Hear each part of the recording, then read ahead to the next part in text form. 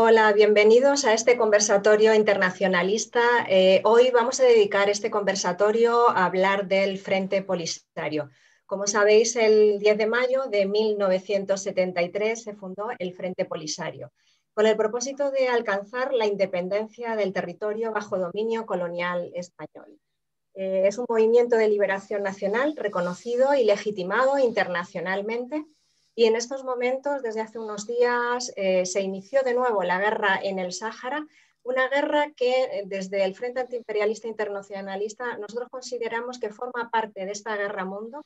Es uno de los frentes de batalla donde el imperialismo está teniendo ese papel, ¿no?, agresivo y de injerencia, y el pueblo saharaui, después de más de 30 años de paz y de intentar por la vía del derecho y con la responsabilidad de toda la comunidad internacional, resolver el conflicto del Sáhara y conseguir la autodeterminación y la independencia, cansado de esperar, decidió de nuevo tomar las armas. Es un conflicto abierto y nosotros desde el Frente Antiimperialista Internacionalista consideramos que es una guerra silenciada y estamos haciendo todo lo posible por dar visibilidad a este conflicto, a esta guerra. Y para ello tenemos con nosotros a tres protagonistas importantes para hablar de este Frente Polisario y de la guerra en el Sáhara. Está con nosotros Jalil Mohamed, que es corresponsal del Sahara Press y también de la televisión del Sáhara, miembro del Frente Polisario, periodista, un joven resistente y luchador donde los haya. Bienvenido, Jalil. Un saludo a todos, muchísimas gracias. Está con nosotros también Hadiyetu Mokhtar, que es miembro de la Unión Nacional de Mujeres Saharauis, también una luchadora aguerrida durante años, levantando la bandera del Frente Polisario y la lucha de las mujeres, haciendo visible ese papel fundamental que tienen las mujeres en esta lucha por la liberación del Sahara. Bienvenida, Hadiyetu. Hola, buenos días, muchas gracias. Y está con nosotros también Eugenio Sánchez Suárez. ¿Qué decir de Eugenio? Que ya le hemos hecho una entrevista maravillosa que os invitamos a todos a seguir en la página y en el canal YouTube del FAI. Eugenio Sánchez es activista canario de la Asociación Pro Derechos Humanos de España y es el alma y el corazón y el cerebro de esa campaña de denuncia internacional de los acuerdos de Madrid tan importante que ha hecho actos tan importantes para visibilizar la responsabilidad de España en la denuncia de esos acuerdos malditos. Bienvenido, Eugenio. Bueno, tenía apagado el micrófono. Eugenio, habla el micrófono. Ay, adelante. Perdón, sí. Pues decía que es un placer estar con ustedes aquí. Enhorabuena. Bien, y están con nosotros todos estos compañeros del FAI que van a hacer de contraparte, de frontón, para ahondar, para profundizar en el conflicto del Sáhara y, por supuesto, en el gran papel del Frente Polisario, como homenaje que queremos hacer este conversatorio a esta fundación del Frente Polisario. Y sin más dilación, vamos a darle la palabra a Jalil Mohamed, para que inicie este conversatorio internacionalista. Adelante, Jalil. Hola, muy buenos días a todos los presentes. Es un placer poder compartir con ustedes este breve conversatorio sobre una efeméride trascendental en la lucha del pueblo saharaui y su existencia. También es un honor y una gran responsabilidad, evidentemente, para compartir esta mesa con el señor Eugenio, con Hadiyetu, que son testimonios muy necesarios y sobre todo porque son protagonistas de ese proceso histórico que ha vivido el pueblo saharaui, porque lo han vivido y lo han acompañado. Desde mi punto de vista, bueno, pues como una nueva generación, sí que no he tenido la oportunidad de vivir el proceso de fundación del Frente Polisario. Sí que me gustaría hacer referencia a dos preguntas claves para entender un poco cómo se ha desarrollado el Frente Polisario y la lucha del pueblo saharaui, cuál es su importancia y por la que hoy el pueblo saharaui se encuentra presente a nivel internacional defendiendo su dignidad y su independencia y libertad. Bueno, la primera es por qué surge el Frente Polisario y de dónde emana. Sobre todo eso, porque hay que tenerlo muy claro, para desmentir un poco una larga campaña de difamación que ha estado llevando a cabo Marruecos como intentar dejar entender o imponer que el Frente Polisario es un instrumento de potencias extranjeras para influir en la región, y un poco menospreciar la voluntad del pueblo saharaui para crear su movimiento de liberación, tanto militar como político.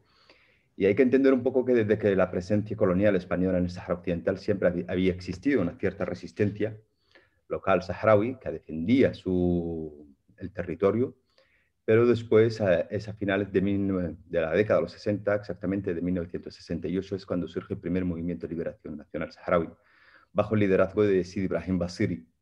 Y en 1970 se organiza la primera protesta anticolonial con un carácter pacífico, pidiendo un diálogo entre la colonia y la población local del pueblo, entre la colonia y el pueblo saharaui, para llegar a un acuerdo en el que el pueblo saharaui pueda gestionar sus propios recursos, su futuro y instaurar su propio Estado. Evidentemente, ese día se demostró que la potencia colonial no tenía ningún tipo de voluntad de diálogo a la búsqueda de una solución pacífica, y su respuesta fue brutal contra la población saharaui, que se manifestaba el 17 de junio de 1970 en el Zemla, y terminó con la desaparición del líder nacionalista Sidi Ibrahim Basiri. ¿Por qué es importante referirse a la primera manifestación nacionalista saharaui anticolonial? Porque es necesario entender cuál era la voluntad de inicio del pueblo saharaui para dialogar, para llegar a un diálogo, un consenso con la que era entonces la colonia española. Recientemente leía un artículo en un periódico muy importante aquí en España, en el que se decía que la protesta de Zemla fue un enfrentamiento, y no fue así. La protesta de Zemla fue una manifestación pacífica que terminó con una respuesta brutal por parte del ejército español, y hasta hoy en día es necesario reconocer también que Sidi Ibrahim Basiri sigue en paradero desconocido. Por lo tanto, tenemos el desaparecido más antiguo, Sidi Ibrahim Basiri, en el territorio del Sahara Occidental. A través de esa experiencia es cuando surge el Frente Polisario. El pueblo saharaui llega a varias conclusiones. Una es que está determinado a seguir luchando por su libertad, pero también está determinado a recurrir a nuevos instrumentos, dada la falta de voluntad por parte de la colonia española. Y el 10 de mayo, con jóvenes que se habían formado en países vecinos y jóvenes que habían participado en la protesta de 1970, crean el Frente Popular para la Liberación de Sagui al-Hamra y Río de Oro, Frente Polisario, para liderar una nueva fase de lucha que recurriría a cualquier tipo de instrumentos para lograr el objetivo del pueblo saharaui. 10 días más tarde, pues, se produce el primer aviso directo para el colonialismo español, que Eugenio también tiene testimonios de protagonistas de esa efeméride, en el puesto de Jenga, y en el que militares saharauis, bueno, militares, no eran militares todavía, porque bueno, eran militantes del Frente Polisario, hacen primer ataque contra un puesto militar para liberar a un compañero y tomar las armas. En 1975, pues con la visita de la Comisión de Naciones Unidas al territorio del Sahara Occidental para presentar un informe ante el Tribunal Internacional de la Haya, se reconoce al Frente Polisario como único y legítimo representante del pueblo saharaui, por lo tanto el único interlocutor válido en esta lucha. Y con la retirada de España, pues evidentemente el Frente Polisario toma todas las riendas en el territorio para iniciar una guerra contra dos potencias ocupantes que en aquel tiempo pues eran Mauritania y Marruecos. Es importante también entender que el Frente Polisario surge teniendo en cuenta ya aspiraciones por parte de países vecinos que ya reclamaban el territorio como suyo, mucho antes de los ilegales acuerdos de Madrid, porque Marruecos, desde su independencia, empieza a trazar sus fronteras, supuestamente el Gran Magreb, en el que está el territorio del Sahara Occidental. Bueno, pues yo creo que a partir de ahí, desde 1975, con la retirada vergonzosa de España, con la venta del territorio del pueblo saharaui a dos países vecinos, con los ilegales acuerdos de Madrid, cabría preguntarse qué habría sido del destino del pueblo saharaui si no hubiese existido el Frente Polisario. Creo que es una pregunta que nos llamaría a reflexionar extrayó mi conclusión es que sin la existencia del Frente Polisario, probablemente el pueblo saharaui viviría una realidad muy distinta, con muchos más desaparecidos, hubiese sido masacrados y hoy estaría bajo la ocupación militar marroquí sin ningún tipo de capacidad de maniobrar a nivel internacional. Desde 1976, con la salida del último soldado español, el Frente Polisario proclama la República Árabe Saharaui Democrática como único marco para el pueblo saharaui, en el que se define como un Estado independiente, libre y soberano, y a partir de ahí pues inicia una serie de contactos a nivel internacional y alianzas, tanto con países ya independientes, países que estaban en aquel momento en proceso de descolonización y movimientos de liberación, entre los que cabría destacar pues, los movimientos de liberación africanos con los cuales compartíamos historia, compartíamos objetivos, y el que se podría destacar pues, también el ANC, el Congreso Nacional Africano, el Frelimo, SWAPO de Namibia, y a partir de esas alianzas, después, en 1984, la República Árabe Saharaui Democrática logra incorporarse a la Unión Africana, a la Organización de Estados Africanos, y lograría pues, el reconocimiento más importante a nivel diplomático internacional. También después pues, traspasa fronteras y llega a Latinoamérica, donde también llega a formar alianzas muy importantes con importantes movimientos progresistas en la región y estados. Pues también en ese momento pues, cabría destacar Panamá, de Torrijos, Cuba, México y muchos otros que hoy nos permiten tener una presencia muy potente dentro en Latinoamérica. Para entender un poco, hay una dualidad de trabajos para el pueblo saharaui. Es la que, por ejemplo, se define dentro del marco de la República Árabe Saharaui Democrática como un Estado independiente, va con un territorio aún bajo, parte de su territorio bajo ocupación marroquí, pero también está el trabajo del Frente Polisario como un movimiento de liberación, que en este caso se desarrolla dentro del marco de Naciones Unidas y países que no reconocen a la República Árabe Saharaui Democrática. En 1991, evidentemente, después de una guerra de 16 años en la que se logra derrotar a Mauritania y obligarle a firmar un acuerdo de paz con la República Saharaui y retirarse del territorio, se mantiene una guerra con Marruecos y en 1991 Marruecos firmaría uno de los documentos que más le dolería a nivel hasta el momento, que es que va a dialogar de forma directa con el Frente Polisario para la organización de un referéndum de autodeterminación con el censo realizado por España como base y a través del cual el pueblo saharaui pudiese decidir sobre su futuro. Estamos en 2021, 30 años después exactamente de esa firma del acuerdo de paz entre las partes. El referéndum no se ha hecho cumplir y pues estamos ahora mismo en una fase de guerra que no es más que el resultado de una cierta connivencia que ha tenido la comunidad internacional con Marruecos, apoyado evidentemente por Francia y por los Estados Unidos, dentro del Consejo de Seguridad, que han estado entorpeciendo la ejecución de cualquier solución justa y pacífica que respete los derechos del pueblo saharaui a la autodeterminación. La situación de guerra en la que estamos ahora también es resultado de una serie de advertencias que había lanzado el Frente Polisario, diciendo que ya el proceso de paz o el plan de paz trazado por Naciones Unidas no daba para más, por lo tanto era inválido porque no cumplía con los objetivos bajo los cuales fue planteado hace 30 años y que en cualquier momento las hostilidades podrían volver y se retomarían las armas como una acción legítima del pueblo saharaui para defender su derecho. El pasado 13 de noviembre, después de una protesta pacífica en la región sur del Sáhara Occidental, con la frontera con Mauritania, Marruecos interviene con su ejército y traspasa una zona que se le llama la zona desmilitarizada y en la que no podía haber presencia de ningún tipo de tropas de ninguna de las partes, ni del ejército saharaui ni del ejército marroquí, pero Marruecos irrumpe para agredir a la población civil saharaui que estaba protestando y en ese momento pues el Frente Polisario dio por entendido que era una flagrante violación al acuerdo de paz y al acuerdo militar número 1, firmado bajo auspicio de Naciones Unidas, y daba ya por inválido el alto el fuego y anunciaba el retorno a la lucha armada, como ya decíamos, legítima expresión del pueblo saharaui. Desde entonces, exactamente el 14 de noviembre, coincidiendo con el aniversario de los vergonzosos acuerdos de Madrid, el pueblo saharaui decreta el estado de guerra y se están llevando a cabo una serie de ataques de hostigamiento desde el 14 de noviembre hasta la actualidad contra posiciones marroquíes, incluso dentro del territorio marroquí.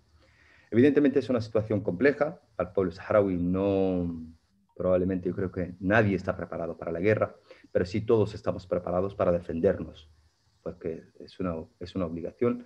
El pueblo saharaui ahora mismo está en esta situación, cerrando filas detrás del Frente Polisario como su movimiento de liberación y intentando un poco pues, obligar a Marruecos a asumir que no puede seguir en su ocupación ilegal del territorio, pero también obligar a la comunidad internacional que la no solución no puede ser una solución, que la prolongación del status quo no puede ser una solución para un conflicto, que es un proceso de descolonización y que su única salida es que el pueblo saharaui se pueda expresar libremente sobre su futuro, tanto si quiere ser independiente como si quiere ser parte de Marruecos. Hay que entender que, por ejemplo, el Frente Polisario ha tenido una capacidad, y es bueno recordarlo ahora que celebramos su 48 aniversario, ha tenido una capacidad de negociadora muy interesante, muy potente a nivel internacional, que es lo que le ha valido el respeto en el marco de Naciones Unidas y en ese complejo juego de geopolítica internacional. Y es que desde que se inició, desde su primera consigna, en la que se decía con el fusil arrebataremos la independencia, ha sido capaz de ir adaptándose al juego político y que hoy en día pues, no se opone a ningún tipo de solución, solamente pide que la población saharaui se exprese, porque Frente Polisario ha dejado claro que el único poseedor del derecho sobre el territorio del Sahara Occidental es la población local. Por lo tanto, solamente a ella le corresponde decidir el futuro del territorio. Muchas gracias Jalil. Seguiremos ahondando a lo largo de este conversatorio en la situación actual. Vamos a darle la palabra ahora a Hadiyetu El Mokhtar para que nos hable de esa resistencia de las mujeres desde el inicio del Frente Polisario. Adelante, Hadiyetu. Pues muy buenos días a todos y a todas y sobre todo dar las gracias a FAI por invitarnos de nuevo a dar voz al pueblo saharaui. Y de paso, pues felicitar al pueblo saharaui por el 40 aniversario de la creación del Frente Polisario, que no es un partido sino un movimiento de liberación, y de ahí el que las mujeres también hayan formado parte de este llamado de lucha por la libertad, por la descolonización de una potencia occidental como era España, y que se desarrolla en un momento en el que todos los países de África pues habían reivindicado esa descolonización, y lo hizo también de manera pacífica, como bien ha comentado mi compañero Jalil, y por lo tanto la participación de las mujeres es simplemente la respuesta a una llamada al pueblo saharaui en su conjunto, porque como bien se destaca y se sabe, el Frente Polisario no es un partido político al que se afilian algunos o algunas, sino o parte del pueblo saharaui. El Frente Polisario es todo el pueblo saharaui. De ahí, precisamente, el kit de la cuestión, ¿no? ¿Por qué el Frente Polisario, casi 50 años después, sigue ahí como representante único y legítimo del pueblo saharaui? Porque precisamente el secreto está en que no es un partido político, no es una opción política, no es un programa político, no. El Frente Polisario es un movimiento nacional de todo el pueblo saharaui, en el que todos nos sentimos parte de ese movimiento. No necesitamos un carnet de afiliación. Y de ahí la respuesta de las mujeres que, por supuesto, siempre han estado ahí en la sociedad, mucho antes de la colonización española. Son mujeres que forman parte de una sociedad en la que tienen un lugar preponderante y son mujeres activas en una sociedad nómada, beduina, en el que el desierto exige de hombres y mujeres que hagan un esfuerzo y de que trabajen codo con codo. Por lo tanto, ahí la igualdad y la importancia y la participación de las mujeres saharauis desde un principio. Por lo tanto, la participación de las mujeres en todo el proceso de descolonización del Sáhara, la lucha contra la colonización española, y durante todo el conflicto y la guerra que tenemos con Marruecos y con Mauritania, las mujeres han tenido un papel y una participación activa, incluso en la resistencia clandestina durante la colonización de España. Posteriormente, cuando se constituye el Frente Polisario en 1973, tienen una presencia activa en el mismo, participando en el conflicto bélico, como no, y también en la retaguardia, organizando la resistencia a la clandestinidad y colaborando en labores de intendencia. Y luego ya con la guerra que desencadenó Marruecos y Mauritania, pues las mujeres, por supuesto, lo primero que hicieron fue tomar las armas. Estaban en el frente de batalla. Todos recordamos cómo había mujeres con el fusil en Mudraiga, en La Güera, defendiendo La Güera de la penetración mauritana, y también cómo ayudaron con sus fusiles a salvar las personas que iban llegando de diferentes ciudades, de Layún, de Smara, de Bujdur, y que se iban adentrando a las zonas donde no estaban penetrando las fuerzas de ocupación marroquíes. Además, las mujeres, es verdad que el mayor protagonismo que llamó mucho la atención a la comunidad internacional fue precisamente una vez que llegan a los campamentos, los primeros asentamientos en los que la población tuvo que adentrarse después de haber sido bombardeada con napalm y fósforo blanco por parte de la aviación marroquí, se fueron adentrando hasta la frontera argelina, que es donde están actualmente los campamentos de refugiados. En primer momento, las mujeres allí, porque la mayoría eran mujeres, niños, ancianos, porque casi todo el mundo, incluso las mujeres jóvenes, estaban todos en el frente de batalla, pero las mujeres son las que se encargaron de montar esos primeros asentamientos para recibir y acoger a la población que iba llegando exhausta de norte, sur, de todas partes del Sahara, de todos los rincones. Y bueno, en principio era una acogida de supervivencia, porque la ayuda humanitaria no estaba llegando. Entonces eran ellas las que realmente sufrieron esa situación caótica en los primeros momentos, pero supieron estar a la altura porque consiguieron no solo montar unos campamentos de acogida, sino también organizarlos de manera administrativa que responde a la geografía del territorio del Sahara.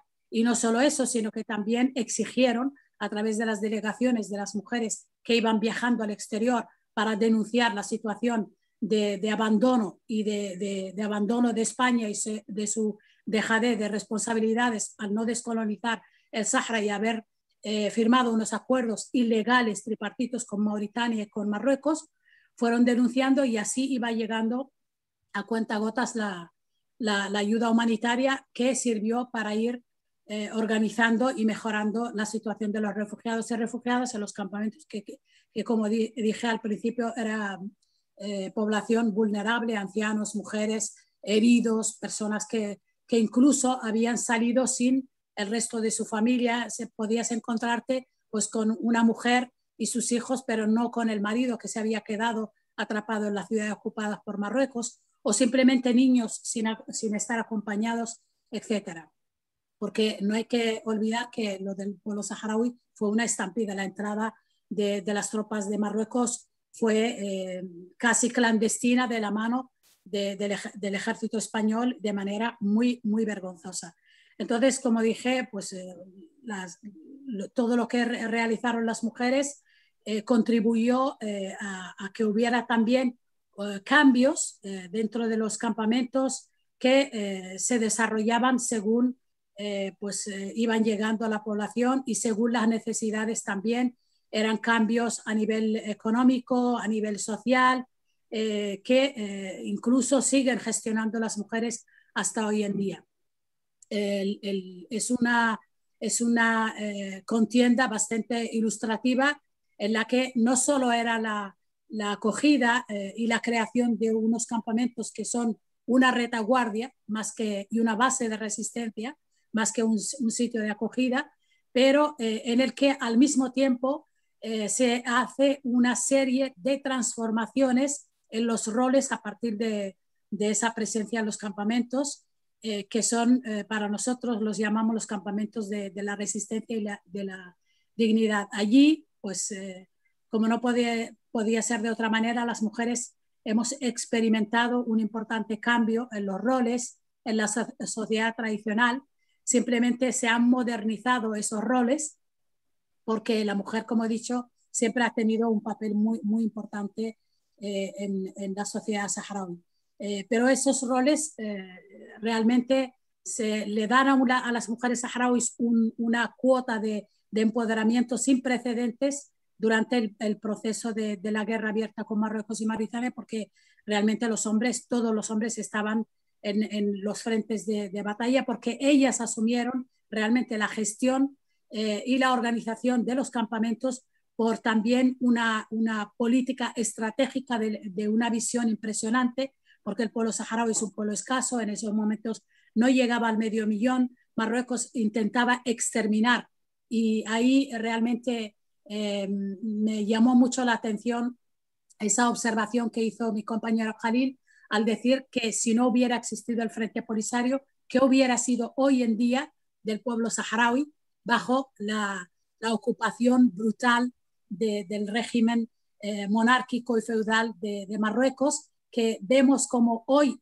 en día en el siglo XXI está masacrando a la población bajo su ocupación sin reparo? Es decir, no le importa que sean mujeres, que sean niños, que sean jóvenes, está llevando a cabo una exterminación silenciosa en un territorio totalmente cerrado a cal y canto, a los observadores, a la comunidad internacional, a la prensa.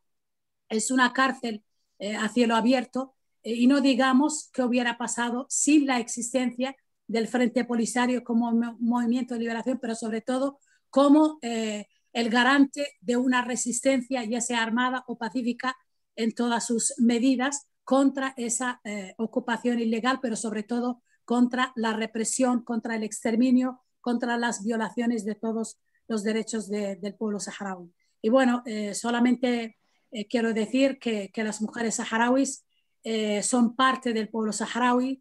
Las mujeres saharauis son también el Frente Polisario. En ocasiones, muchas veces nos dicen que las mujeres se empoderan y participan cuando hay un conflicto, cuando hay una guerra, cuando hay una situación en la que peligra la existencia de esas mujeres, y de ahí la resistencia de ellas en las que tienen sus cuotas de poder. Pero una vez que se resuelve el conflicto o se acaba esa guerra, las mujeres vuelven a retomar esos papeles tradicionales que tenían antes de ese conflicto. Yo siempre me he cansado de decir que después de 48 años y todo el aval y todo el rol que tienen las mujeres saharauis, hemos demostrado que esto no es una cuestión temporal, no es una cuestión de empoderamiento durante un conflicto, porque realmente es verdad que los conflictos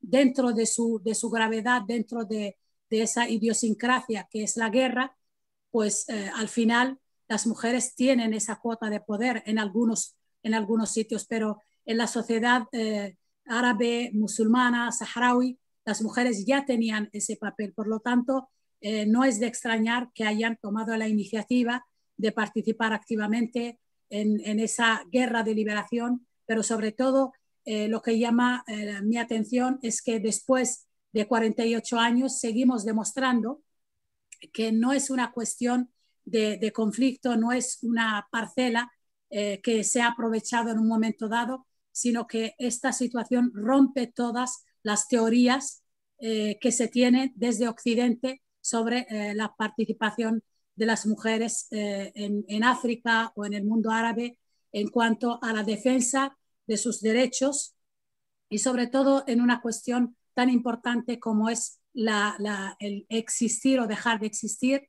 el luchar por ser un pueblo como el resto de los pueblos del mundo en una lucha por la liberación nacional y la independencia. Bueno, es sabido que las mujeres saharauis también durante todo este proceso llevamos dos luchas paralelas. Una es la lucha por la liberación dentro del marco del Frente Polisario, como lo hace todo el pueblo saharaui, y otra lucha muy particular y muy significativa también es por el empoderamiento, desde una visión de género. Y bueno, quiero destacar, para no alargarme mucho, el significativo papel que ha tenido la Unión Nacional de Mujeres Saharaui, que se crea en el 74, justo un año después de la creación del Frente Polisario, y que bueno, que contribuye también a visibilizar todo el papel que están teniendo las mujeres saharauis en no solo en la lucha por la liberación del pueblo saharaui, sino también en los procesos de paz, en la resolución del conflicto de manera política, en la que pues, se consiga que el pueblo saharaui pueda expresar libremente su voluntad de ser independiente o de integrarse en Marruecos a través de un referéndum libre y bueno, es importantísimo también destacar bueno, que ese es nuestro discurso, pero desgraciadamente después de 30 años nos empujan de nuevo a una guerra en la que no queremos participar, pero es una imposición y es un instrumento legítimo para el pueblo saharaui. Muchísimas gracias, Khadijetu. Seguiremos avanzando a lo largo de este conversatorio en la situación actual, en cómo están desempeñando ese papel de resistencia y de lucha, ¿no?, en todos los frentes. Vamos a darle la palabra ahora a Eugenio Sánchez. Eugenio, para que nos hables un poco de esos vergonzosos acuerdos de Madrid de los que nos han hablado también Jalil y Khadijetu. Y también un poco la lucha, ¿no?, de toda esa campaña que llevaste adelante, porque no es solo el vergonzoso papel del gobierno español, hay también que destacar ese papel militante de esos españoles como Eugenio, ¿no?, que levantaron la bandera del pueblo saharaui y siguen levantándola, ¿no? Adelante, Eugenio. Muchas gracias, muy interesantes las dos intervenciones de Jalil y Khadijetu. Cómo no, son personas que forman parte de la estrategia que en su momento, cuando se elaboran los acuerdos de Madrid, el punto número 1 de la estrategia era el que en 3 meses, de 2 a 3 meses, la población saharaui se asimilará con la marroquí, con lo cual el problema se solucionará y se dará un carpetazo al dossier del conflicto del Sáhara. La segunda estrategia era ocultar a la prensa por todos los medios lo que realmente estaba ocurriendo con los indudablemente nefastos acuerdos y dramáticos acuerdos de Madrid. ¿Qué es lo que se quería ocultar también en la parte trasera de los acuerdos de Madrid?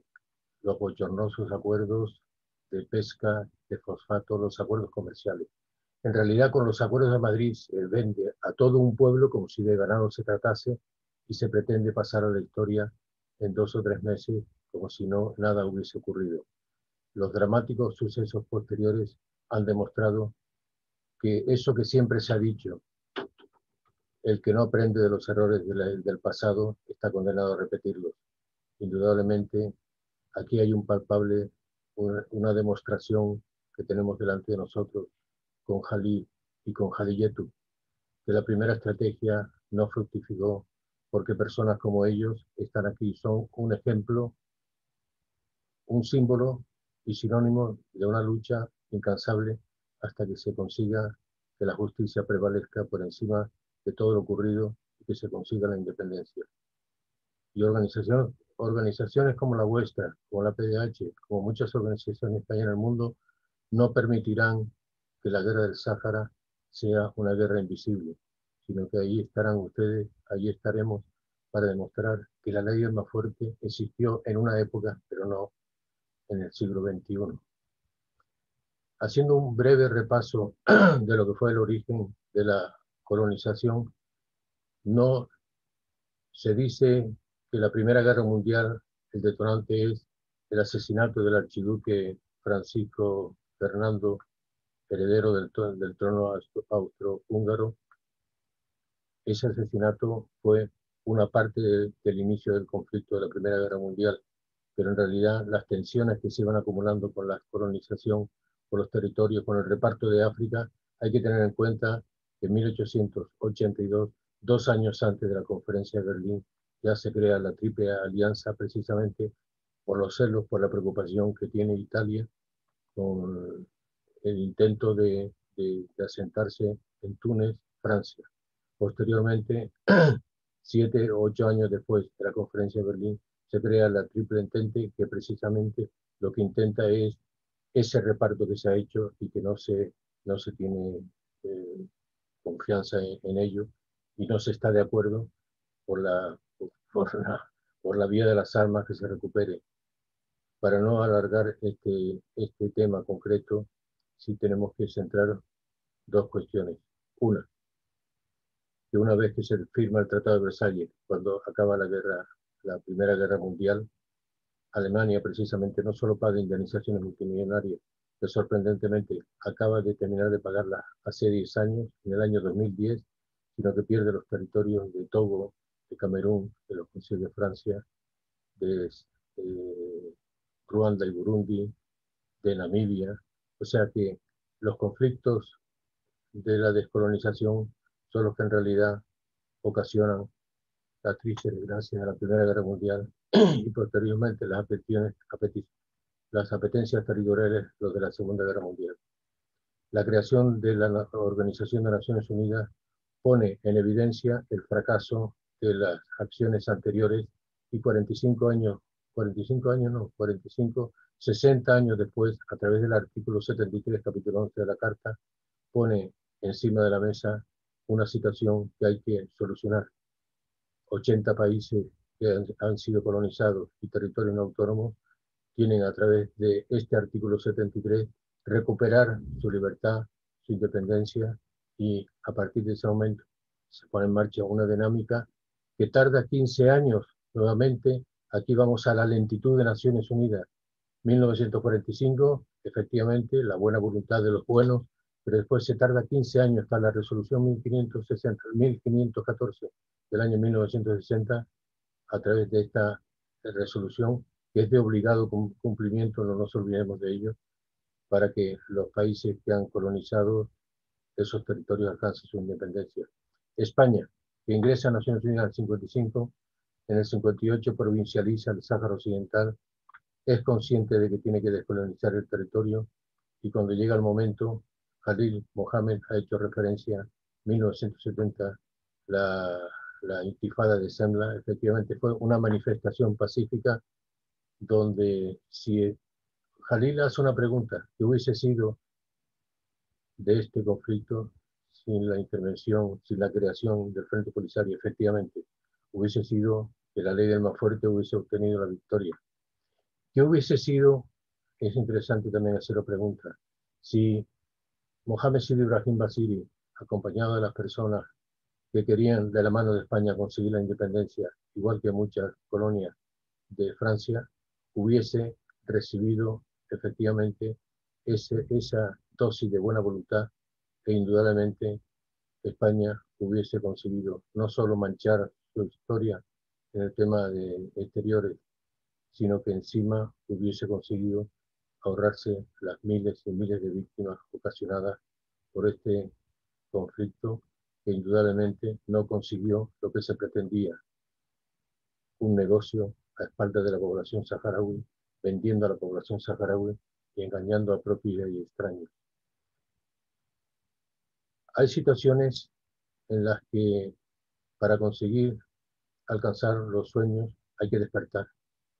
Y nosotros nos tenemos que despertar de la imagen que dejó el señor Felipe González cuando acudió a los campamentos de refugiados de Tinduf en 1976.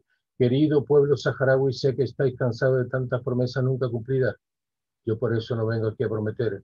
Vengo a comprometerme con la historia, a defender a vuestro pueblo hasta el último minuto. Los valores de la izquierda: paz, dignidad, tolerancia, libertad, igualdad, solidaridad.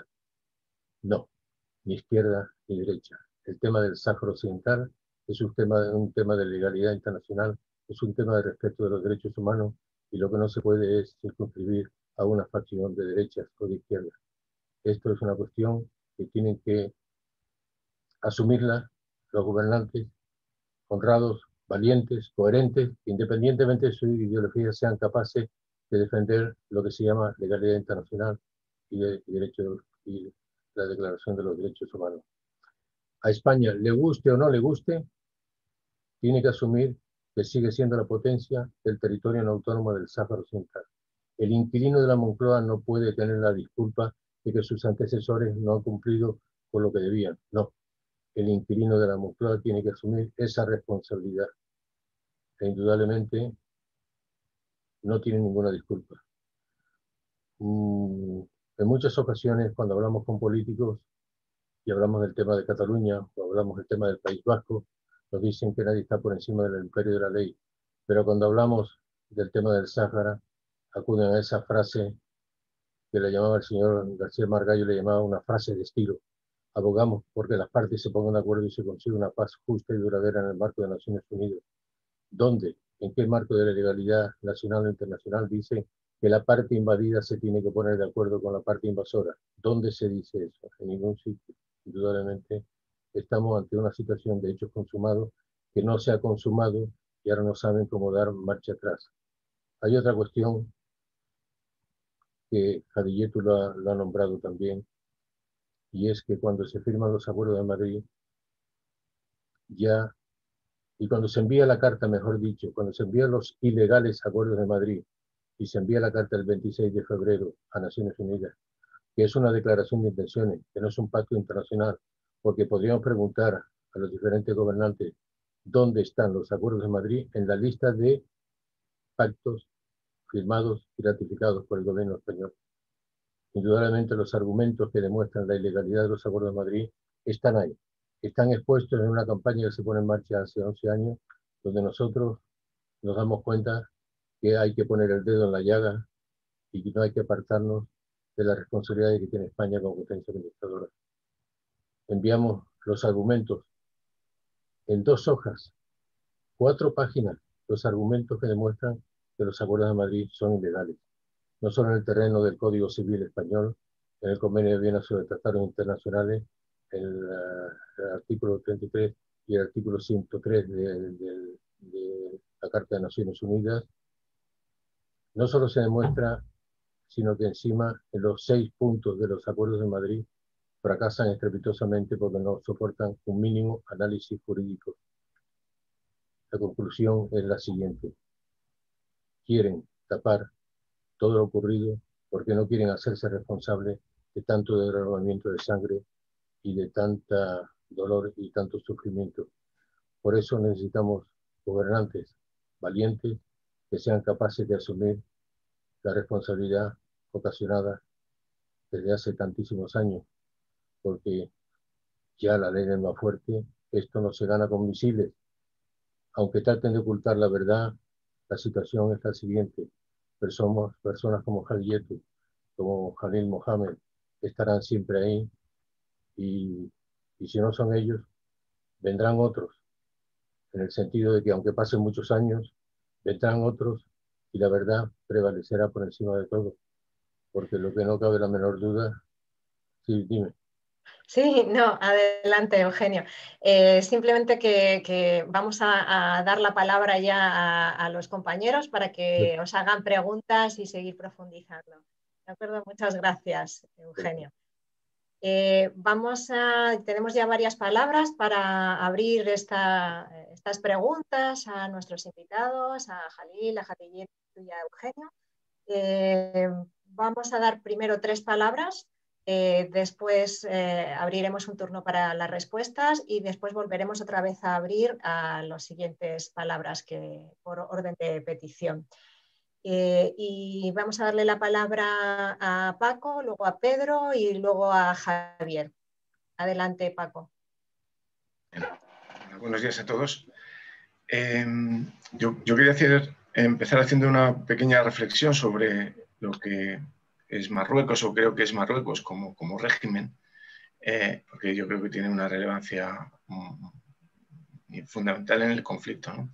Marruecos consigue su independencia como protectorado francés y español en 1956 y consigue su independencia de mutuo acuerdo. De mutuo acuerdo, las autoridades francesas le devuelven la soberanía a las oligarquías feudales con las que habían estado colaborando desde 1830 en todo el proceso de colonización de Marruecos. Se la devuelven de mutuo acuerdo.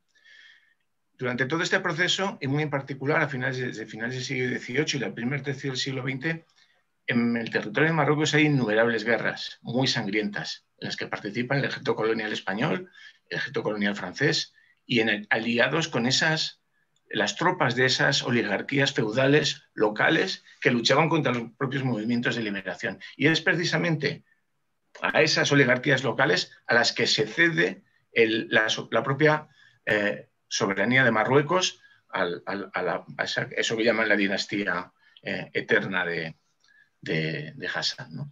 Hassan II en su momento.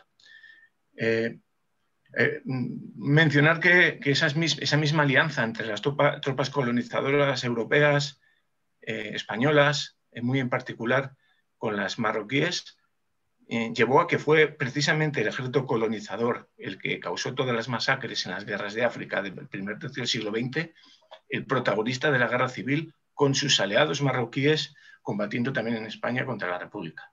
El mismo régimen. Y ese mismo régimen de Franco, que instrumentalizó esas tropas, es el que le devuelve en 1956 su soberanía a Marruecos y mantiene buenas relaciones con ellos. Y luego más tarde, en sus últimos estertores, es el que lleva a cabo la barbaridad de los acuerdos de Madrid y la traición al propio pueblo saharaui, ¿no? Yo creo que esos factores son relevantes porque esas relaciones del régimen de Marruecos, del régimen que gobierna y que sigue masacrando a su propio pueblo también, al propio pueblo marroquí, con las potencias colonizadoras, muy particularmente Francia, pero también España, tienen mucho que ver con el desenlace que podemos ver hoy del conflicto del Sáhara Occidental.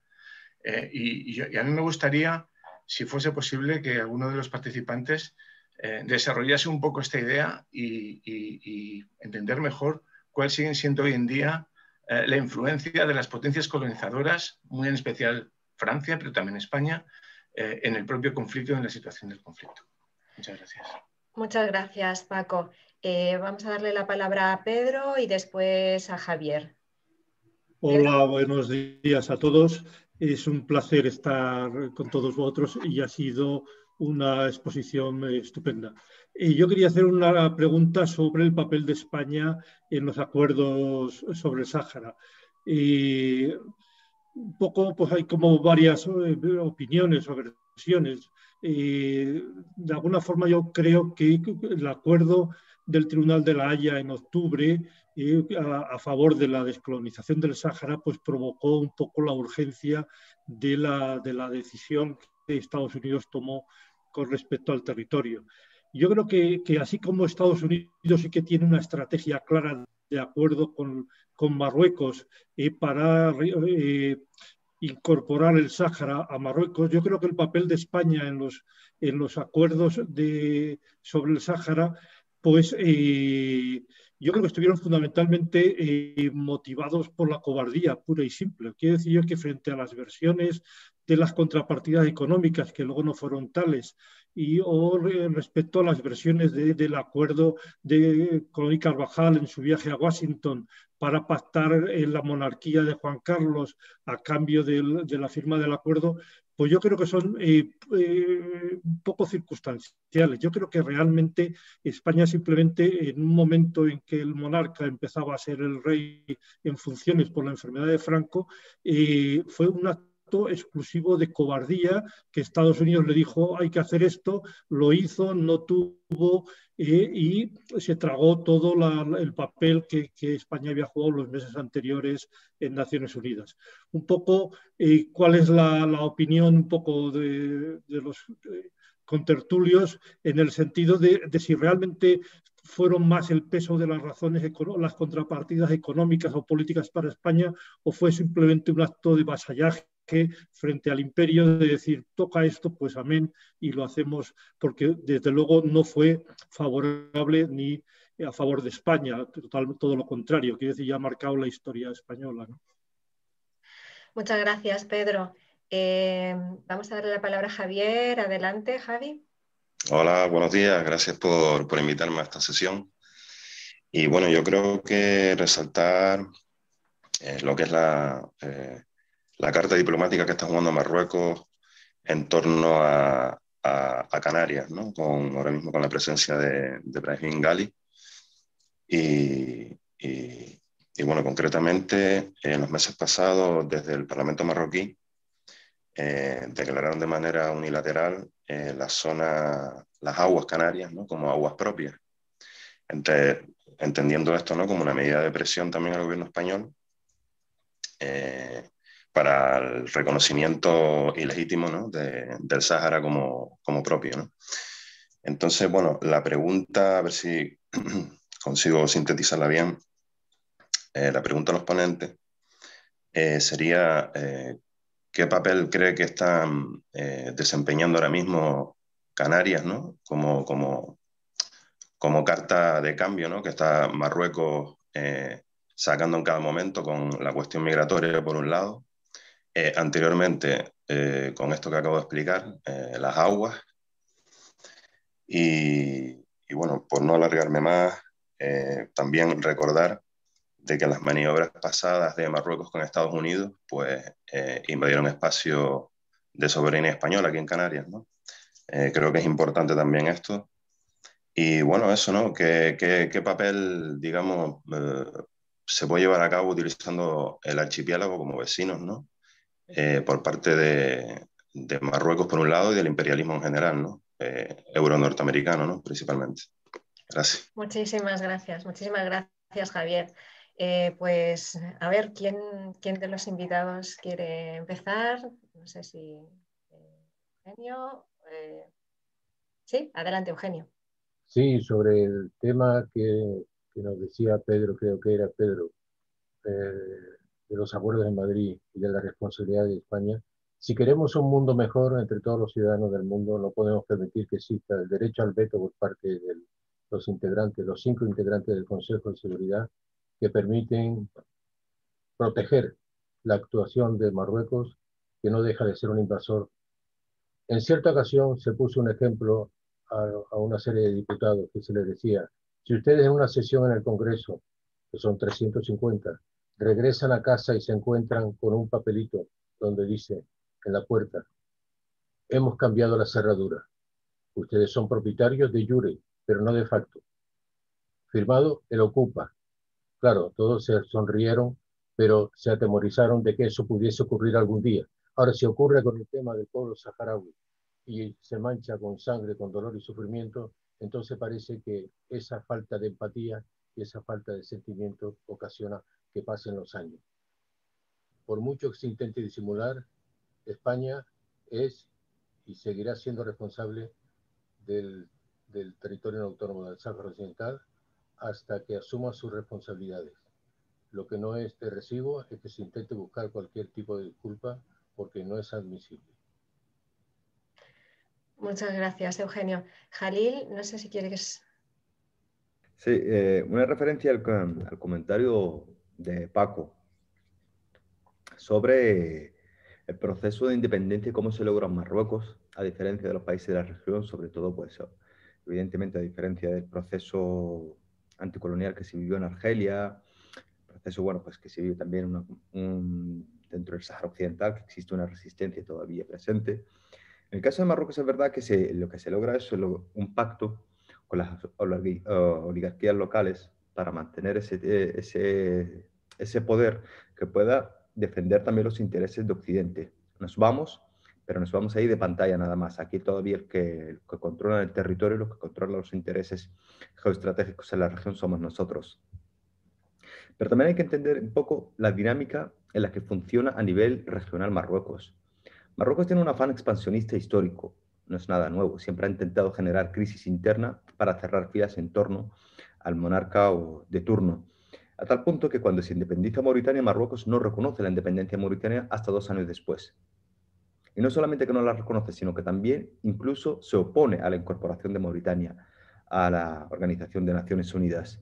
Hay un dato muy interesante que poca gente se detiene a analizar, y es que cuando, por ejemplo, se habla de Ceuta y Melilla como una pieza de presión por parte de Marruecos hacia España, es que no solamente es que Marruecos le reclame, es que no le reconoce la soberanía a España sobre esos dos territorios. Incluso hay una línea dentro de su propia constitución que dice que Marruecos defenderá para siempre sus fronteras históricas. Cuando entendemos sus fronteras históricas, hablamos directamente del Gran Magreb, que incluye el Sáhara Occidental, parte de Argelia, Mauritania, Ceuta y Melilla, evidentemente. Por lo tanto, ahora mismo Marruecos se vende como esa alianza estratégica para Francia, que evidentemente los que sostienen el sistema de poder dentro de Marruecos, como el Palacio Real o lo que se le denomina como el Makhzen, que es el sistema oculto del poder, evidentemente es Francia porque le garantiza sus intereses y un orden dentro del Magreb fuera de la influencia franco-americana, digamos de alguna forma, no le conviene. También porque Marruecos ha jugado un papel muy importante en venderse hacia el bloque de Occidente como contrapeso a la influencia dentro del poder soviético cuando salió con Argelia. Por lo tanto, es una base, más que nada, es una base militar, es una base de operaciones de Occidente, y en ese juego nosotros también, evidentemente, somos víctimas. Y por eso, por ejemplo, cuando decía Eugenio que si queremos un mundo más justo tenemos que eliminar el veto, porque nosotros al final llegas a la conclusión que nuestro enemigo directo, fuerte, no es Marruecos, es Francia, que al final es el que obstruye cualquier tipo de solución justa que se puede lograr en el territorio. Por lo tanto, pues Marruecos para nosotros sigue siendo un protectorado francés. Las líneas políticas a nivel general se dictan desde el Eliseo en París, y Marruecos tiene poca maniobra en política regional más allá de la que responda a los intereses occidentales. Muchísimas gracias, Jalil. ¿Alguno más queréis intervenir? Bueno, pues vamos a dar yo creo que Javier también lanzaba las preguntas, ¿no? Sí, no sé sí. Si Javier, tú... Sí, sobre el tema de Canarias. Sí, sí. Bueno, con respecto a la pregunta de Paco, yo creo que Jalil ha respondido de manera impecable. Es decir, nosotros no tenemos un conflicto con Marruecos, sino con Francia. Y de hecho, la manera tan descarada en la que Francia está en contra de sus principios y sus valores de legalidad y libertad y fraternidad y la defensa de los derechos humanos en todas partes del mundo, en cuanto se refiere a la defensa de Marruecos, todo eso pues como que no se ve, ¿no? Y realmente siempre que Marruecos utiliza Argelia como excusa para decir que es un conflicto con Argelia y que necesita negociar con Argelia para resolver el conflicto del Sáhara, los saharauis también decimos que necesitamos resolverlo con Francia, porque realmente si Argelia acoge a los refugiados saharauis, Francia es realmente el contrincante directo que tenemos nosotros, el pueblo saharaui, enfrente, y no es Marruecos precisamente. Y eso se ve en todo el posicionamiento a nivel del Consejo de Seguridad y de esa utilización descarada del veto, ¿no? y de los obstáculos que se van poniendo en todo el proceso de resolución del conflicto del Sáhara a nivel del Consejo de Seguridad. En cuanto a la pregunta de Pedro sobre el papel de España en el Sáhara Occidental, yo creo que, bueno, que España ahí tuvo un papel nefasto al haber firmado los acuerdos tripartitos de Madrid, porque si bien no podía enfrentarse a Marruecos en ese momento, lo que podía haber hecho es retirarse simplemente. Pero la firma de los acuerdos tripartitos de Madrid realmente es el único instrumento en el que se acoge hoy por hoy la ocupación marroquí. Siempre alega que tiene unos acuerdos y realmente lo exhibe, ¿no? Como que España, por eso ahí está el chantaje sobre España, para que España siga apoyando esos acuerdos tripartitos que, aunque son ilegales y no son públicos, son realmente una obra de cacos que se ha hecho a oscuras y sin luces ni taquígrafos. Pero bueno, yo creo que es importante la labor que está desempeñando la asociación, la organización de Eugenio Sánchez, que yo me acuerdo que sin tener mucha idea de política internacional, la primera vez que llegué a España hace ya casi 35 años, en una delegación de la Unión Nacional de Mujeres Saharauis, asistimos a una conferencia, no me acuerdo bien si era en el Círculo de Bellas Artes o en algún sitio así importante, y estaba Eugenio y estaba Ana Camacho, en aquel entonces era periodista del País, y se me ocurrió decir eso, ¿no? Que uno de los primeros pasos a seguir era que exigirle al Parlamento español que declarara nulos los acuerdos tripartitos de Madrid. Esto nunca se ha hecho oficialmente. Y yo creo que es un momento muy propicio para España de cara a todo ese chantaje y presiones que está sufriendo por parte del Mahzen marroquí, del gobierno feudal marroquí, y en eso también entra la respuesta, Javier, de que ahora es el momento, ahora o nunca, de declarar nulos los acuerdos tripartitos de Madrid, porque es una hoja de presión que tiene el gobierno de España frente al constante y permanente chantaje de Marruecos, porque realmente España, si anulara los acuerdos tripartitos de Madrid y ejerciera su papel como potencia administradora, yo creo que las cosas quedarían claras a Marruecos y también darían un impulso a la resolución política del conflicto del Sáhara, que lleva ya más de 48 años. Muchísimas gracias, Javi Yetu. Vamos a dar la palabra ahora a Mari Carmen y después a Eduardo. Adelante, Mari Carmen. Vale, muchas gracias. En primer lugar, felicitar a los ponentes porque ha sido muy clarificador todo lo que han expuesto y muchas de las cosas que han contado, pues muy interesantes y que no la conocíamos. A mí me ha sorprendido mucho el cómo funciona el Polisario, el hecho de que toda la población forme parte de él, que no sea como un grupo o un partido, y la verdad es que es todo un logro, ¿no? Que toda la población se sienta incluida dentro del Polisario. Me parece sorprendente y muy instructivo, ¿no? Es una forma buena de luchar y así se puede combatir contra un enemigo más poderoso, ¿no? Porque es toda una población la que lo apoya. Mi pregunta tiene que ver con el tema de los fosfatos. El Sáhara es una potencia mundial en la producción de fosfato. ¿Hasta qué punto esto no motiva la codicia marroquí por dominar a estos territorios? Y ahora mismo, ¿quién tiene el control sobre la producción de fosfatos? Y no sé, ¿cómo influye todo este tema? Me gustaría que alguien lo aclarase. Muchas gracias. Gracias, Mari Carmen. ¿Tiene la palabra Eduardo? Oye, por un lado, bueno, felicitaros por todo el análisis que hacéis y deciros que hay cantidad de elementos de los que planteáis que están en sintonía con la propia naturaleza del Frente.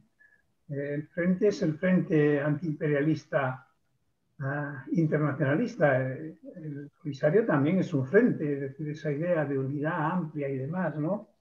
Y compartimos también esa idea que habéis insistido de la necesidad de organizarse, la necesidad de luchar, eso que habéis hablado de todo el despliegue que se hace internacional, que en definitiva es una obra de internacionalismo, ¿no?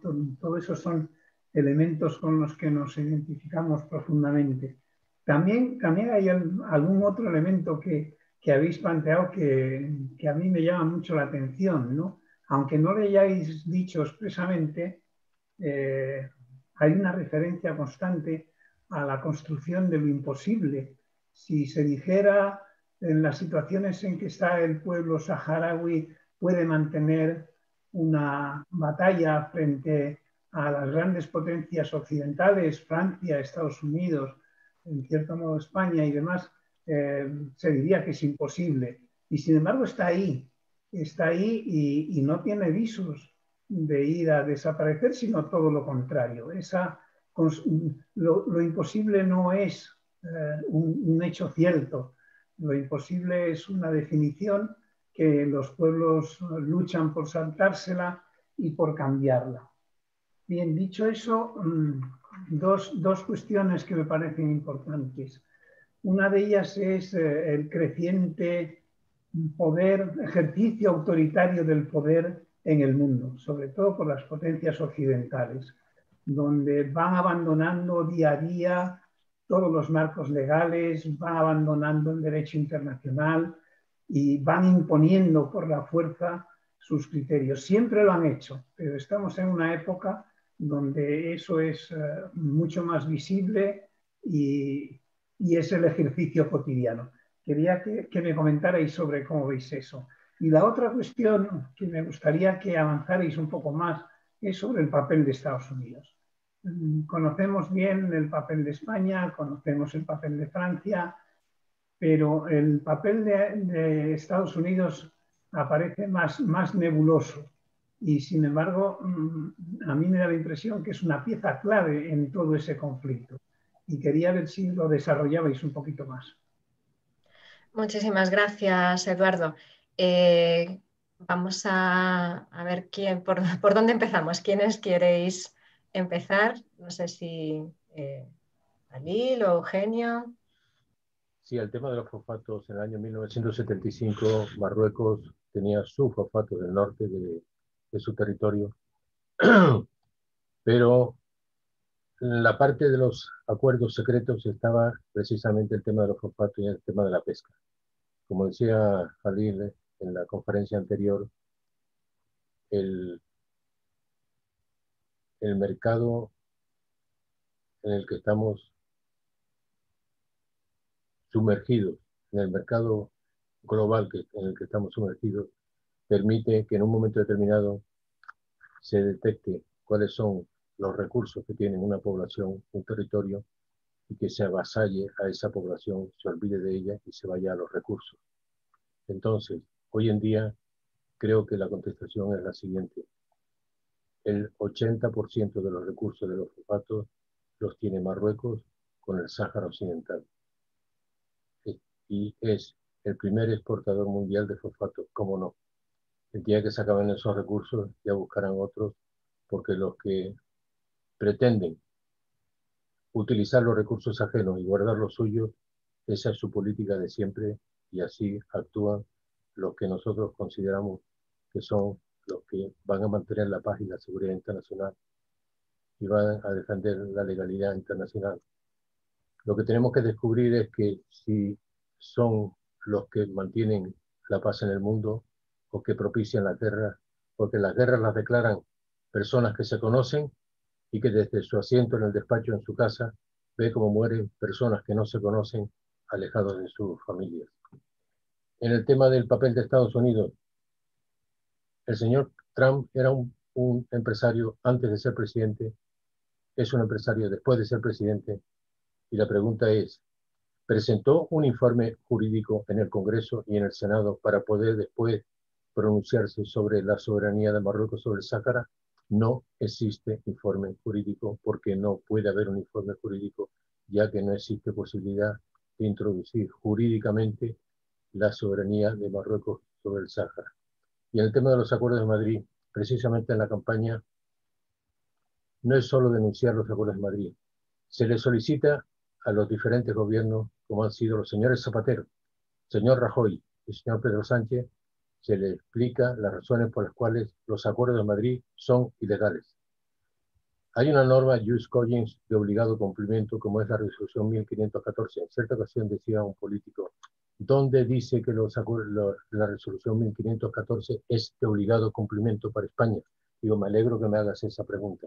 En el artículo 53 del Convenio de Viena sobre Tratados Internacionales, que dice que todo tratado que en el momento de su celebración vaya en contra de una norma imperativa del derecho internacional general, como es el derecho de autodeterminación de los pueblos, resolución 1514 del año 1960, es nulo de pleno derecho. Por lo tanto, al gobierno se le pide, se le solicita, como se le solicitó al señor Zapatero, al señor Rajoy y actualmente al señor Pedro Sánchez, que demuestre que los acuerdos de Madrid son legales. Y no que a través del artículo 33 hubo una negociación, la negociación que se intentó pasar como legal entre las partes, se hace entre Marruecos, España y Mauritania, dejando de lado al territorio no autónomo y a la población saharaui. Por lo tanto, el artículo 103 de la propia Carta dice que todo tratado entre los miembros que vaya en contra del articulado, como es el artículo 73, no es válido. No hay por dónde coger jurídicamente el tema de los acuerdos de Madrid. Es más, en el punto número 5 de los acuerdos de Madrid dice que está redactado con el mejor espíritu de fraternidad y de acuerdo a los propósitos y principios de la Carta de Naciones Unidas. Señoras, señores diputados, los acuerdos de Madrid, indudablemente, si nos sujetamos a los propósitos y principios de la Carta de Naciones Unidas, son el mantenimiento de la paz y seguridad internacional. No se consiguió con los acuerdos de Madrid. Resolución de conflicto por medios pacíficos no se consiguió con los acuerdos de Madrid. Respeto a la legalidad internacional y al derecho de determinación y a la Declaración Universal no se puede, por mucho que lo intenten. Lo que nosotros pedimos es demuestren que los acuerdos de Madrid son legales.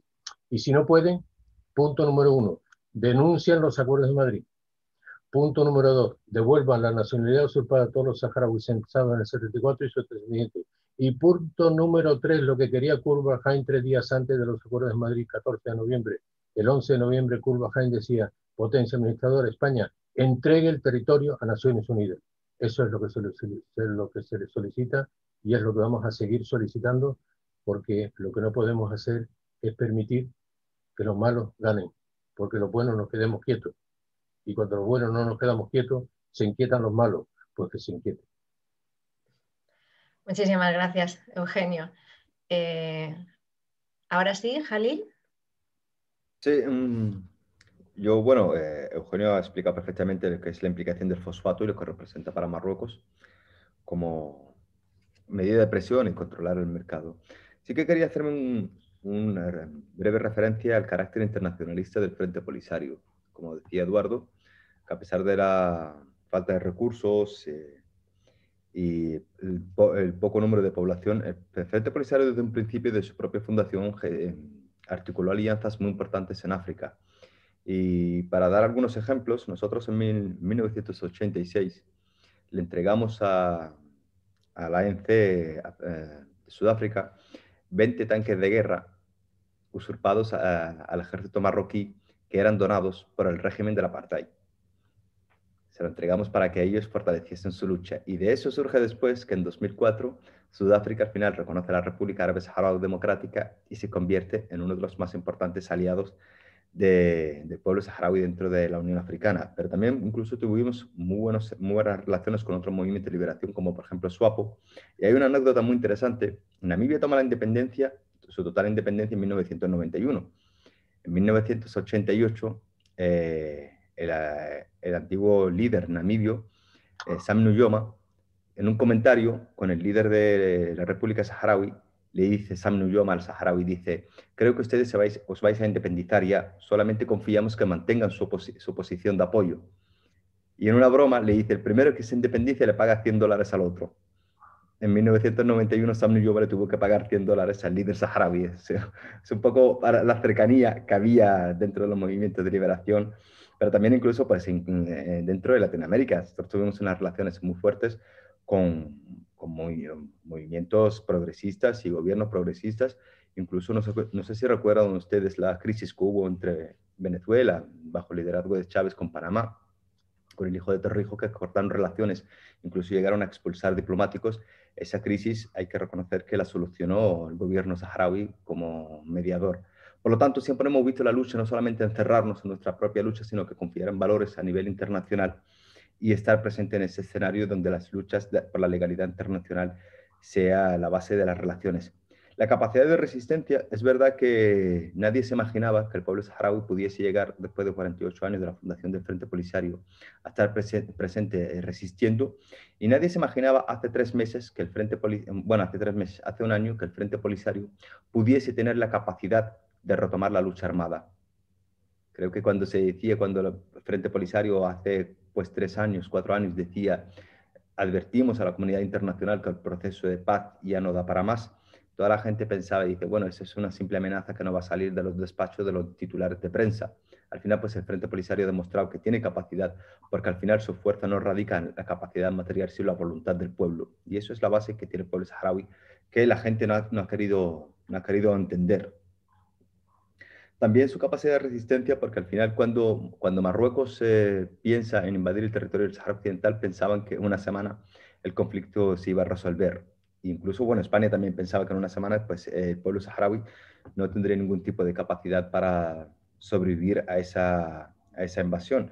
Pues 48 años después lo hemos logrado. Yo tuve la oportunidad de conversar con uno de los líderes fundadores sobre cuál era lo más difícil que habían encontrado en los inicios de la lucha. Y evidentemente pensaba que me iba a decir, pues bueno, la pérdida en combate de compañeros, a lo mejor pues las difíciles condiciones con las que empezamos, tal y cual y eso. Y lo primero que me respondí, dice, lo más complicado, lo que más nos preocupaba era crear conciencia dentro de una población que era de origen nómada y hacerle dar un salto en el tiempo que los pueblos necesitan siglos para dar. Nosotros, el Frente Polisario, logró transformar la sociedad saharaui de la noche a la mañana. Dice, a partir de ahí ya entendimos que éramos invencibles. Creo que eso es lo importante que ha logrado el Frente Polisario dentro del Sáhara Occidental. En relación al papel de los Estados Unidos es el país encargado de redactar el borrador de resolución que se presenta dentro de Naciones Unidas cuando se evalúa el trabajo realizado por la misión de Naciones Unidas para el referéndum en el Sáhara Occidental. Por lo tanto, cualquier posición que tome Estados Unidos debe ser una posición neutral. Y como decía Eugenio, al final la posición no la toma Estados Unidos, sino la toma Donald Trump, un comerciante que se sentó por casualidad dentro de la Casa Blanca, sin ninguna base jurídica y no puede transformar la legalidad en el territorio del Sáhara Occidental. Y no es que lo digan los saharauis, porque a lo mejor digamos, no, es que nosotros vemos la legalidad internacional así. No, es que lo dice Naciones Unidas y lo dice la comunidad internacional en todos sus documentos. En 2002 se le solicita al secretario general adjunto de Naciones Unidas, Hans Corell, un dictamen a raíz de la presencia de empresas extranjeras dentro de las zonas ocupadas del Sáhara Occidental y en víspera de la firma de un acuerdo de libre comercio entre Marruecos y Estados Unidos. Y se le pide, bueno, pues darnos un dictamen como secretario general adjunto de Naciones Unidas sobre el territorio. Y la conclusión es muy sencilla, la que él relata en su dictamen, que está en internet y es un dictamen muy interesante, dice que la potencia administradora, quiera España o no quiera, sigue siendo España del territorio del Sáhara Occidental. ¿Por qué? Porque porque la soberanía de los pueblos es intransferible. Y lo que no puede hacer España es así, de una forma unilateral, decir, bueno, esa soberanía de ese pueblo y de ese territorio, y esto lo doy a ti porque a mí me conviene. Por lo tanto, son nulos. Y es a partir de ahí que se declara la presencia de cualquier empresa internacional en territorio Sáhara Occidental sin el consentimiento del pueblo saharaui como ilegal, y Estados Unidos firma el acuerdo de libre comercio con Estados Unidos sin incluir el territorio del Sáhara Occidental.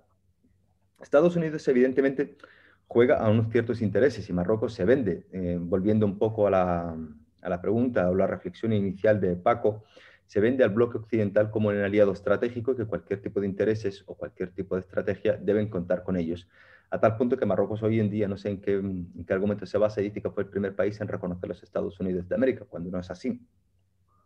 Y evidentemente eso es lo que hace, lo que hizo Donald Trump. En base a eso, de esa alianza que quieren vender Marruecos, firma un papel, un Twitter, que no tiene ninguna validez jurídica, pero le ha dejado la patata caliente a Estados Unidos, evidentemente.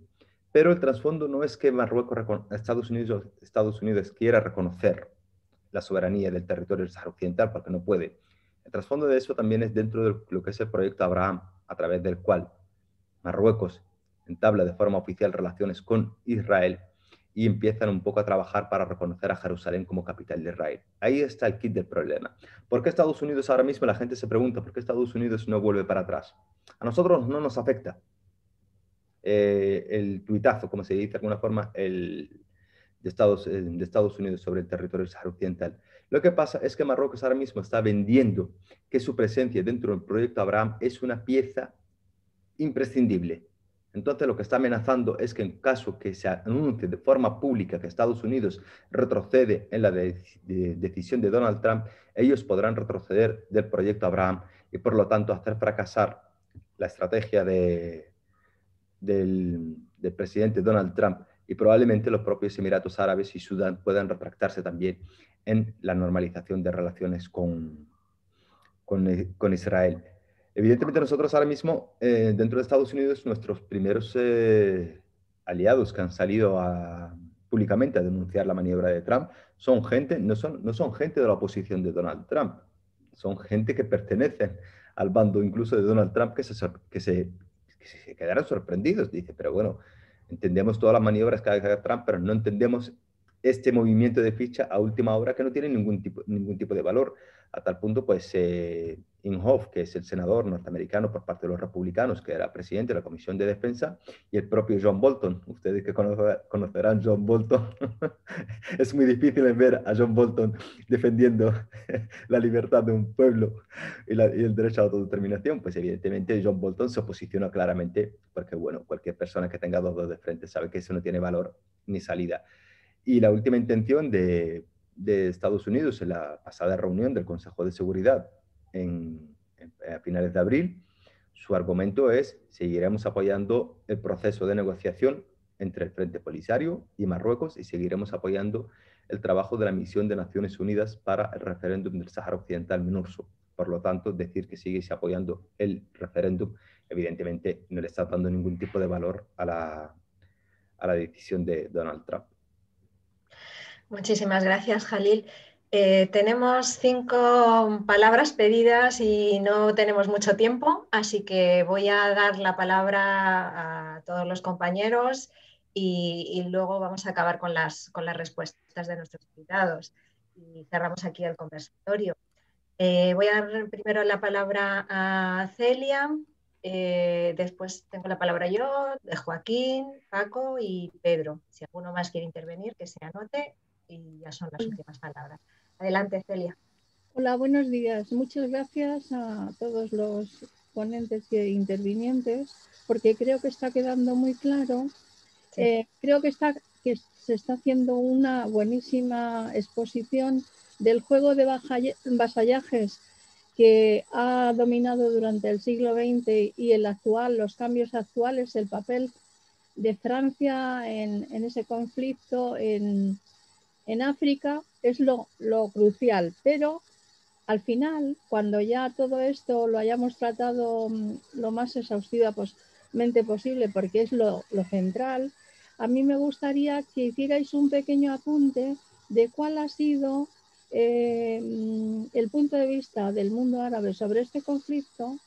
En la actualidad es diferente, claro, en la situación, y en épocas anteriores más optimistas. Solamente eso, pero no le quiero dar ninguna relevancia porque creo que lo importante es hablar de cómo se van sometiendo en vasallajes, jugando con objetivos de corto plazo y nos venden a los pueblos. Eso era mi intervención. Gracias, muchas gracias, Celia. Bueno, yo me había anotado para preguntaros porque me quedan ahí algunas cosas en el background, ¿no? Sobre todo a Hadiyetu.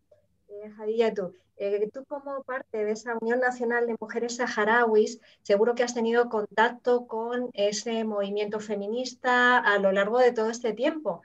Mujeres europeas, a mí me gustaría saber ¿cuáles han sido las relaciones? ¿Por qué el movimiento feminista, sabemos que es muy diverso, es muy plural, pero qué parte, hay algún movimiento feminista que se ha solidarizado con la lucha de las mujeres saharauis? ¿Por qué crees tú que hay esa distancia, ¿no?, entre esas mujeres luchadoras que no saben reconocer la importancia que tiene el solidarizarse, el aliarse con las mujeres saharauis? A Jalil me gustaría preguntarle por los jóvenes españoles. Sé que él ha hecho parte de ese vídeo en donde se muestra que los jóvenes españoles tienen un gran desconocimiento de lo que pasa en el Sáhara. Pero no, la pregunta es, no es solo un bloqueo informativo, ¿no? Hay algo más para hacer que esos jóvenes desconozcan absolutamente qué es lo que está pasando en el Sáhara y cuál es la historia y la responsabilidad del gobierno de España en ese conflicto. Hace unos días Jalil dio una conferencia que, insisto, es interesantísima, saldrá publicada en la Universidad Complutense, en donde algunos alumnos de ciencias políticas, estudiantes de ciencias políticas, después de esa conferencia venían a decirme que estaban totalmente sorprendidos. Chicos universitarios no sabían qué relación había entre España y el Sáhara y no sabían que España seguía siendo la colonia, la ocupación, el país ocupante, ¿no? Y con responsabilidad en el Sáhara. Así que la pregunta es esta, ¿no? ¿Qué es lo que está ocurriendo? ¿Qué es lo que ha ocurrido para que haya ese desconocimiento en los jóvenes españoles? Y finalmente, Jalil, perdona, ¿por qué no se ha producido una asimilación de los jóvenes saharauis? Después de todos estos años, ¿por qué no se han integrado en muchos de ellos? Tú eres un ejemplo, habéis estudiado fuera, en otros países. ¿Por qué no se han acabado integrando en las sociedades que les han acogido? Doy la palabra a Joaquín. Bueno, me has pisado la pregunta.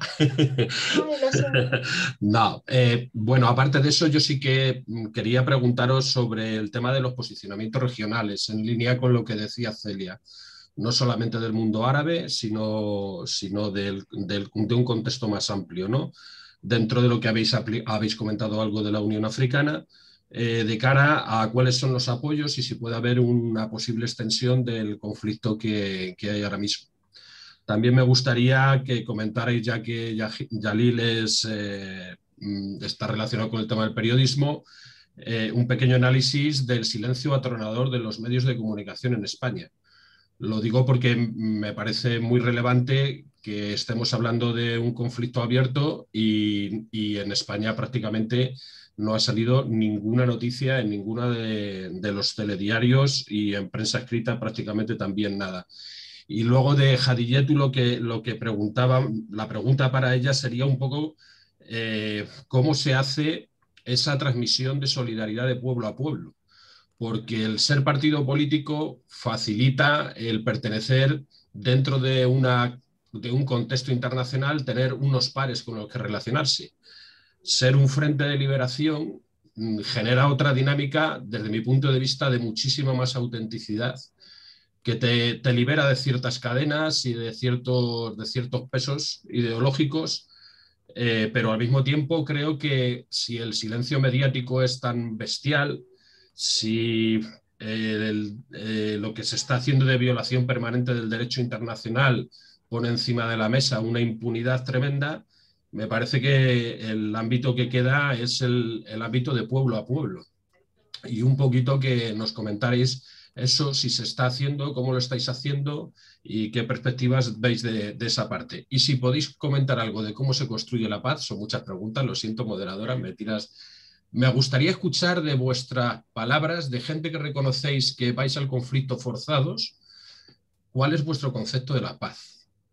Lo digo porque el concepto de la paz que tenemos en Occidente es un desastre de tal categoría que creo que la gente que estáis resistiendo y la gente que tenéis esa vocación de paz como pueblo, tener que volver a coger las armas, me gustaría escuchar de vuestros labios el concepto de la paz que tenéis y que queréis construir. Gracias. Perdonad por la extensión. Gracias, muchísimas gracias, Joaquín. Vamos a dar la palabra a Paco y finalmente a Pedro después. Paco. Sí, yo era una pequeña reflexión, voy a trasladarse rápido, sobre el papel de Estados Unidos en el norte de África. Yo he leído que sí que efectivamente hubo un tratado de amistad entre el sultán alauí de Fez y Estados Unidos, tratado de amistad tras su independencia. Ese sultanato de Fez fue una de las 3 primeras potencias que reconoció la independencia americana, con Francia y con España, y lo fue principalmente porque en aquellos años la Marina británica estaba presente en el Mediterráneo y obstaculizaba y a través de todas sus prácticas de piratería, fomentando piratería, todo el comercio del Mediterráneo y prácticamente todas las potencias de la región se adelantaron a reconocer la independencia americana y ese tratado de amistad que estaba ansioso el gobierno norteamericano por firmarlo, firmaron el propio Jefferson y Adam, firmaron el propio tratado. Ese tratado existe, pero sin embargo no hay ninguna continuidad histórica entre ese tratado y la situación actual. O sea, una cosa es que exista el tratado y otra cosa es que tenga alguna relevancia histórica en la situación actual. La situación actual del interés de Estados Unidos y Marruecos arranca en la Segunda Guerra Mundial y arranca especialmente, como mencionaba Jalil, durante la Guerra Fría, cuando Argelia y algunas potencias del norte de África se posicionan cerca de la Unión Soviética y para Estados Unidos el control del Mediterráneo, de la puerta del Mediterráneo y del norte de África se hace vital. Y entonces es cuando recupera, como pudo ser con ese pretexto o otro cualquiera, esas históricas relaciones de amistad con Marruecos. Pero realmente es el interés del control del Mediterráneo y del norte de África lo que está ahí y lo que hace que Marruecos sea una de las patas de la presencia de Estados Unidos en la región, con una relación de vasallaje y también de utilitarismo. Entonces yo creo que esa es un poco la situación y quería ver si es compartida esa reflexión o no y qué podéis un poco añadir sobre esa historia. Muchas gracias. Muchas gracias, Paco. Pedro, acabamos contigo. Bueno, ya me ha tocado ser el último. Comentaba antes de empezar la reunión la especial relación que tuvo Logroño con el nacimiento del Frente Polisario y bueno, sabemos que estos días tenemos hospitalizado en Logroño al presidente de la República Saharaui y entonces la pregunta que hago a los contertulios y a todos es decir, qué probabilidades hay de que la Audiencia Nacional procese finalmente al presidente y qué vamos a hacer todos los españoles si estos días nos despachamos con que nuestros demócratas jueces pues procesan al presidente de la República Saharaui que está hospitalizado en Logroño afectado del COVID, como todos sabéis. Muchísimas gracias, ¿qué vamos a hacer? Pedro. Muchísimas gracias, Pedro. Bueno, yo sé que es una batería muy grande de preguntas, pero no tenemos mucho más tiempo. No sé si, Jalilletu, ¿inicias tú? Pues no sé por dónde empezar, porque hay preguntas específicas para mí y otras que no. Pero bueno, a ver, la pregunta que hizo Celia sobre el mundo árabe, pues el mundo árabe desgraciadamente está tan atrasado en todos los aspectos que en el conflicto del Sahara, pues Marruecos ha intentado hacer llegar un mensaje no solamente en el mundo árabe, sino en general, el mensaje que Marruecos proyecta sobre el conflicto del Sahara, a falta de medios de información y a falta de observadores en el territorio. Y sobre todo ese silencio mediático del que se habla no solamente hoy frente a la nueva escalada de violencia en el Sáhara Occidental, sino también a lo largo de todo el conflicto, ha sido una materia reservada en el que Marruecos ha tenido más posibilidades de proyectar y de hacer llegar su mensaje y su visión de ese conflicto. Y, como no, la mayoría de los países con influencia son países monarquías feudales del Golfo, que no solamente han dado la espalda al pueblo saharaui y no han querido saber nada, sino que han contribuido económicamente y políticamente a la financiación de la guerra en el Sáhara Occidental y de esa ocupación ilegal que Marruecos ha ejercido. Por lo tanto, el mundo árabe para nosotros acaba de abrirse, ¿no?, al conflicto después de la normalización de las relaciones de Marruecos con Israel a través de los acuerdos de Abraham. Se dice, hay un refrán español y saharaui que dice: no hay mal que por bien no venga. Yo creo que si hay algo bueno en el tuit de Donald Trump, que no tiene ningún peso jurídico ni cambia el estatus jurídico del conflicto saharaui, ni de la situación del Sáhara Occidental, que sigue siendo un problema de descolonización, y así lo siguen reflejando los países del Consejo de Seguridad más influyentes. Si algo ha servido el tuit de Donald Trump y de la tan cacareada reconocimiento, entre comillas, de la soberanía de Estados Unidos sobre el Sáhara, ha sido precisamente para destapar todo ese problema oculto que era la ocupación del Sáhara por parte de Marruecos. Hoy por hoy, los pueblos del mundo árabe, a través de esa normalización rechazada de Marruecos con el Estado sionista de Israel, ha hecho ver a través de un montón de información, de programas a nivel de debates, de las redes sociales especialmente, se ha visto que el problema del Sáhara es un problema de descolonización, que hay un pueblo como el pueblo palestino, porque no hay que olvidar que la mayoría de los países árabes apoyan a Palestina frente a la ocupación de Israel, pero no hacen lo mismo con respecto al Sáhara frente a Marruecos, porque Marruecos ha tenido esa oportunidad y porque el contexto geográfico y político es diferente. Y para ellos, bueno, el Sáhara queda lejos, era una colonia española y tampoco en el norte de África es como una situación muy lejana a ellos. Pero, como he dicho, el problema de la normalización de Marruecos con Israel ha servido para que se conozca la lucha del pueblo saharaui y se identifique como una lucha de liberación al mismo nivel que está llevando a cabo el pueblo palestino. Y eso ha favorecido mucho a dar visibilidad a la lucha del pueblo saharaui con respecto a los países árabes, y creo que muchos de ellos han empezado a tener otra visión y apoyar de manera pública a la lucha del pueblo saharaui por la libertad y por la autodeterminación. La pregunta sobre el silencio mediático, yo creo que todos los que estamos aquí en esta conferencia sabemos cuál es el quid de la cuestión, por qué el silencio de los medios de comunicación españoles con respecto al problema del Sáhara, porque siempre ha sido una materia reservada, impuesta incluso desde esferas más altas, pero creo que están quedando en evidencia, no solo en el tema del Sáhara, sino también en otros temas internacionales. Estamos viendo que desde que se desencadenó la guerra de nuevo en el Sáhara desde el 13 de noviembre del 2020, no se habla de una guerra abierta cuando hay pérdidas, tanto por parte de Marruecos a nivel de sus tropas y también bombardeos diarios a lo largo de todo el muro, y de eso no se habla. Y eso lo vemos también con respecto a lo que está pasando en Colombia. Si hubiera pasado en Venezuela, pues estaríamos todo el día aquí con Venezuela para arriba y Venezuela para abajo, pero como es Colombia, pues tampoco nos enteramos mucho. Yo me estoy enterando a través de amistades que tengo en Colombia que me dicen que la situación es realmente dramática y no se habla de eso.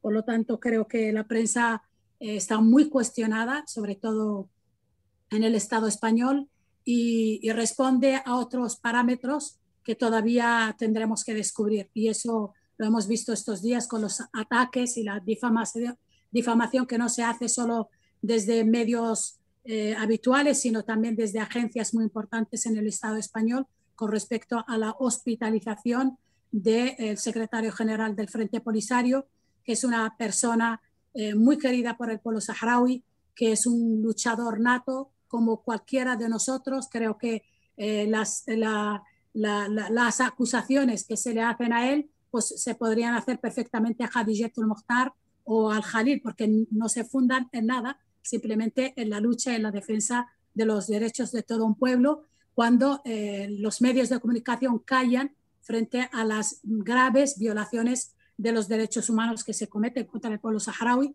en los territorios ocupados y especialmente contra mujeres y niños. No hemos visto que alcen la voz en todo lo que está pasando con los presos de Gdeimizí, que son presos de conciencia, jóvenes de 24, 22 años que están condenados a cadena perpetua, ni tampoco están condenando todo lo que le está pasando a la familia de la activista conocida Sultana Jaya.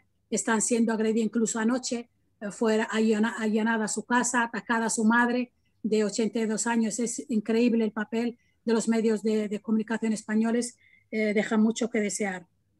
En cuanto a tu pregunta, estoy corriendo porque el tiempo apremia, Ángeles, sobre el papel del feminismo, ¿no?, con respecto a la lucha de las mujeres saharauis. Yo creo que, como he dicho al principio, la lucha de las mujeres saharauis tiene dos vertientes. Hay una lucha que es en el marco del conjunto del pueblo saharaui en general, que es la lucha por la liberación nacional, por la recuperación del territorio, por la instauración de la soberanía de esa parte del territorio ocupada por Marruecos, de la República Saharaui, y esa lucha por imponer el derecho de autodeterminación, que, como bien ha dicho Eugenio, está más que defendido a través de la resolución 1514 de la Asamblea General de Naciones Unidas. Pero luego está esa lucha feminista, que no es que no haya una respuesta o no haya un apoyo, al contrario. Yo creo que el movimiento feminista ha tenido en cuenta bastante la lucha de las mujeres saharauis, su ejemplo de resistencia y todo el aporte que han hecho a visibilizar, ¿no?, a las mujeres árabes, musulmanas y africanas en un contexto nuevo en el que ha predominado hasta hace poco el feminismo blanco, ¿no?, como decimos en nuestra jerga o nuestro léxico feminista. Hay muchísima relación con los movimientos feministas. De hecho, tenemos una gran participación en toda la movida de los movimientos del 8M, y colaboramos activamente, tenemos proyectos de cooperación con todas ellas, con respecto a las estrategias a seguir. Estamos haciendo un trabajo de campo con las mujeres, no solamente en los campamentos de refugiados, con las nuevas generaciones, sino también con las mujeres en los territorios ocupados, y eso ha hecho que se les quite el miedo frente a la resistencia a la ocupación con los medios pacíficos que están usando las mujeres saharauis, y a través también de redes sociales, dándole esa visión de género con respecto al machismo y a la violencia contra las mujeres, utilizando sus cuerpos, como está pasando con el caso de Aminatu Haidar, con el caso de Mina Ba'ali, con el caso de la periodista Nezha Khalidi, o como está pasando exactamente con 3 mujeres que son Sultana Jaya, su hermana Al-Wa'ra y su madre, que están siendo atacadas simplemente por ser mujeres. Entonces creo que por ahí estamos haciendo un trabajo muy importante con el movimiento feminista. Y bueno, y en cuanto a la pregunta del concepto de paz, yo creo que el pueblo saharaui es el que más entiende el concepto de paz, y es un pueblo que le da mucha importancia al concepto de la paz, porque el concepto de la paz precisamente es lo que está defendiendo el pueblo saharaui, que es la legalidad internacional, que es el derecho internacional, que es la convivencia pacífica, que es el respetar los valores universales, que son realmente el pacto de todos los pueblos del mundo. Muchísimas gracias, Khadijetu. No sé si Eugenio o Jalil. Eugenio, adelante. Sí, voy a ser muy breve, muy breve. 1982, el señor Bruno Kreisky, que era el primer ministro de Austria, estaba pendiente de la llegada al poder de Felipe González. Se suponía que Felipe González iba a reconocer a la República Árabe Saharaui Democrática, y Bruno Kreisky iba a iniciar en Europa los reconocimientos que hubiesen evitado tanta muerte, tanto sufrimiento y tanta destrucción. Yo estoy completamente seguro, no puede ser de otra manera, que si se pudiese rebobinar la historia, el señor Felipe González hubiese pulsado, ante tanta desgracia, ante tanto sufrimiento, hubiese pulsado el botón verde del reconocimiento y evitar tanta desgracia y tanto dolor. 13 de noviembre del pasado año se inicia indudablemente una guerra después de 30 años de paciente espera para que Naciones Unidas actúe y favorezca lo que se llama legalidad internacional. He encontrado, porque yo sabía que existía, pero he encontrado en el párrafo 3 de la Declaración Universal de Derechos Humanos: consideramos esencial que los derechos humanos sean protegidos por un régimen de derecho a fin de que el hombre no se vea compelido al supremo recurso de la rebelión contra la tiranía y la opresión. Está en la Declaración Universal de Derechos Humanos. Una mentira repetida 1000 veces no tiene necesariamente por qué convertirse en verdad. En la carta del 26 de febrero que el primer gobierno de la monarquía envía a Naciones Unidas, dice que el proceso de descolonización se está haciendo pacífica y ordenadamente. Por favor, pacífica y ordenadamente. Cuando se ha bombardeado, como decía Khadijetu, con napalm y fósforo blanco, las localidades de Gelta, Semur, de Ondreiga y de Tiflariti, pacífica y ordenadamente. No, imposible de aceptar. El tema de la asimilación de los jóvenes, los bebés que nacieron en el año 1975, los bebecitos que nacieron en el año 1975, muchos de ellos ya son abuelos, y sus hijos y sus nietos lanzan piedras a la policía marroquí. Esto no tiene marcha atrás. Han fracasado en su intento de asimilar a la población saharaui con la marroquí y dar carpetazo al negocio que parecía que iba a ser muy fructífero para ellos. El señor Brahim Ghali se le acusa de crímenes de lesa humanidad. Como decía Jalilletu, también lo pueden acusar pues a ella y a Jalil y a todo el que quieran.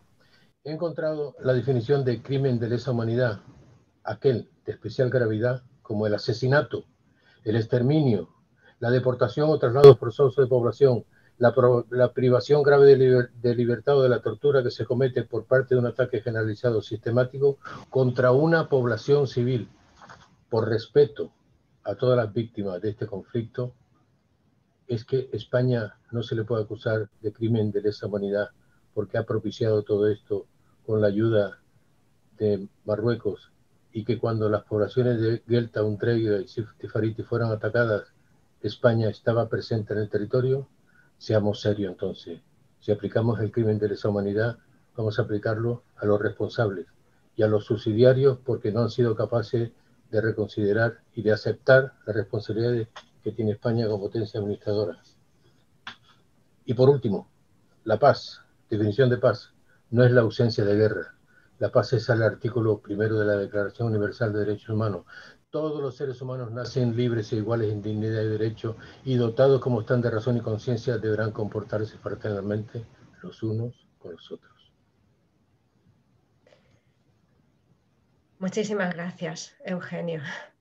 Y bueno, vamos a darle la posibilidad a Jalil, que cierre este conversatorio internacionalista, aunque bueno, las palabras de Eugenio para todos son un poco esas palabras casi de cierre, ¿no?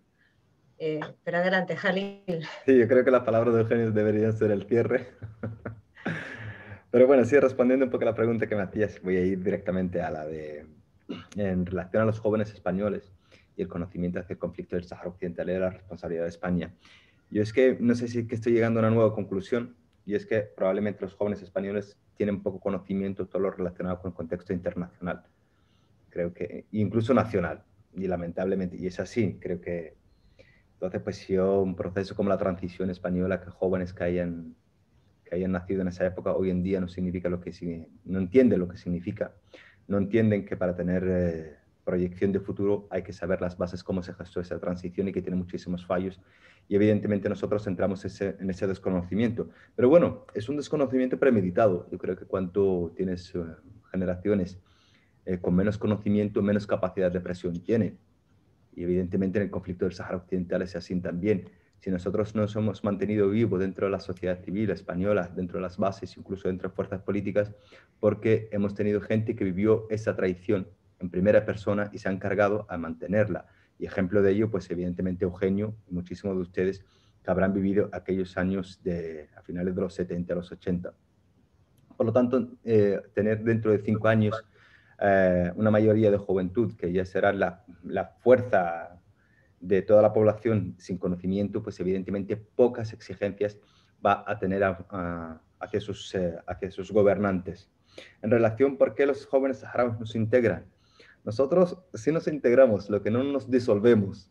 Creo que son dos cosas distintas. Nos integramos a las circunstancias en las que nos toca vivir, evidentemente, por este conflicto. Yo he tenido la oportunidad de estudiar en Cuba muchísimos años.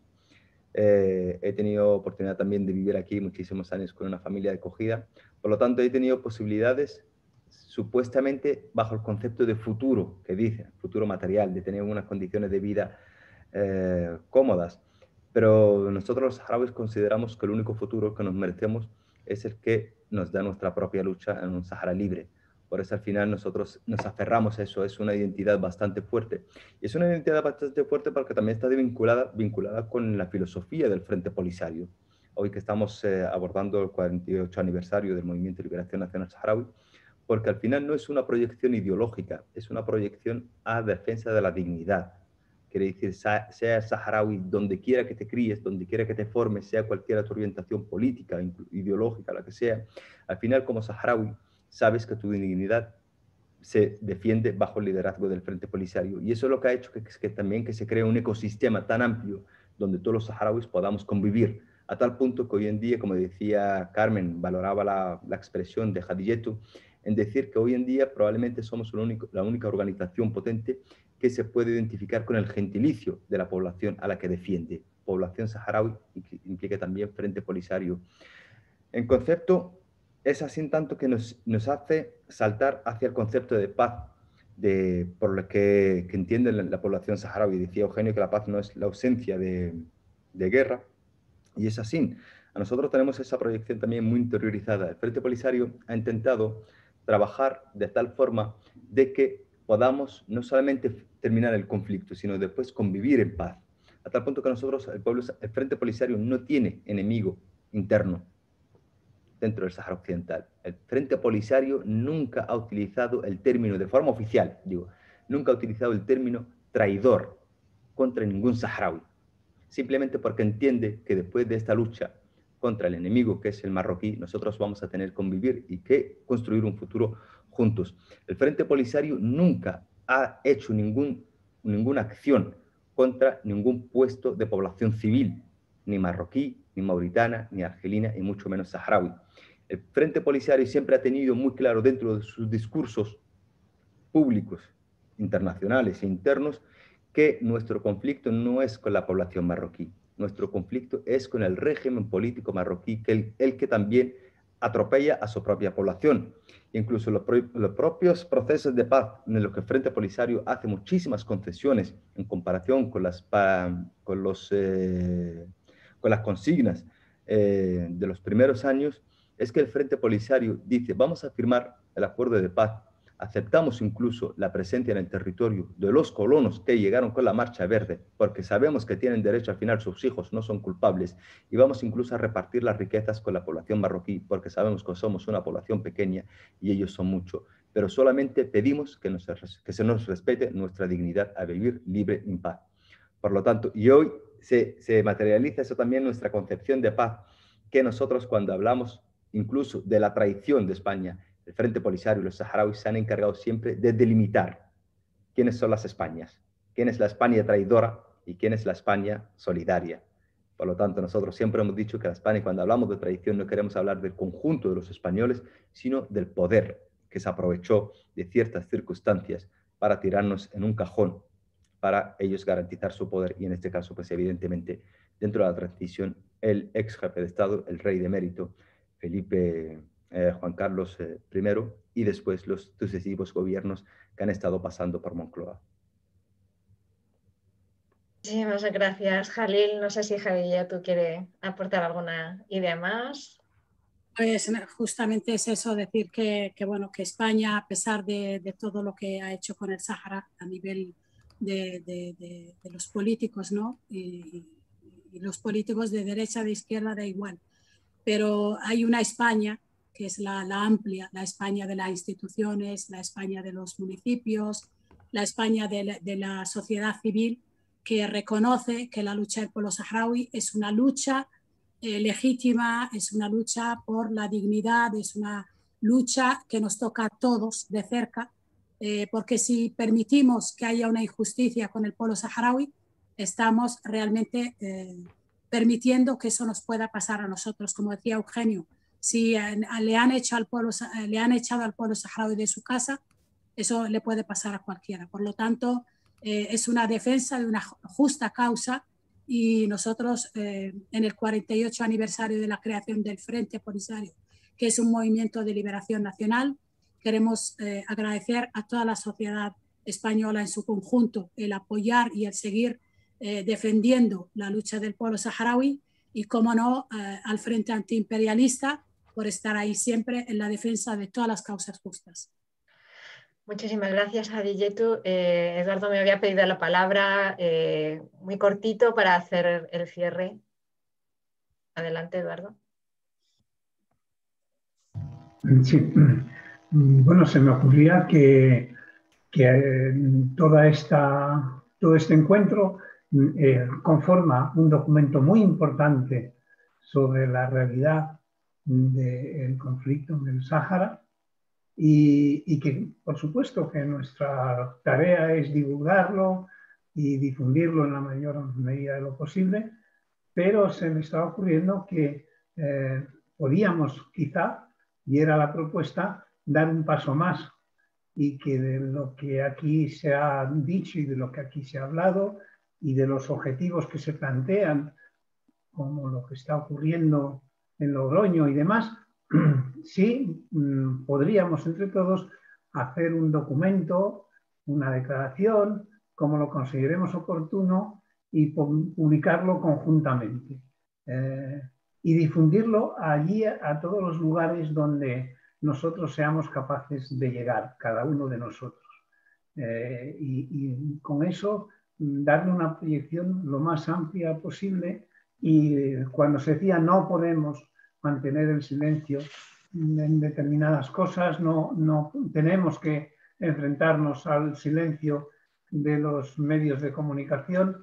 Bueno, pues aquí hay reunida toda una serie de gente, y quien se prestara voluntario, los que se prestaran voluntarios, que redactaran ese documento y que lo viéramos entre todos y lo hiciéramos circular conjuntamente. Bueno, muchísimas gracias, Eduardo. Lanzada una propuesta que se suma a todo lo que ya estamos haciendo dentro del FAI como campaña en contra de este silenciamiento, una guerra silenciada, le hemos llamado a esta campaña por el Sáhara. Es esa invitación a que todos hagamos lo posible por difundir lo que estamos haciendo por cualquiera de los medios que podamos. Ese es nuestro compromiso, es el compromiso del FAI. Y bueno, cerrar simplemente dándos las gracias de corazón a Jalil, a Hadiyetu, a Eugenio Sánchez. Invitaros a todos los que nos estáis viendo en este canal YouTube del Frente Antiimperialista a que veáis las entrevistas, esas entrevistas maravillosas donde Jalil profundiza un poquito más en toda esta lucha y en esta historia del Frente Polisario del Pueblo Saharaui. Esa entrevista a Hadiyetu también maravillosa que os invitamos a ver. Y la de Eugenio, por supuesto, también. No nos ha hablado hoy de esa lucha de esos españoles que levantaron la bandera del Sáhara y que arriesgaron su vida, porque Eugenio es el ejemplo de esa vida dedicada a las causas justas.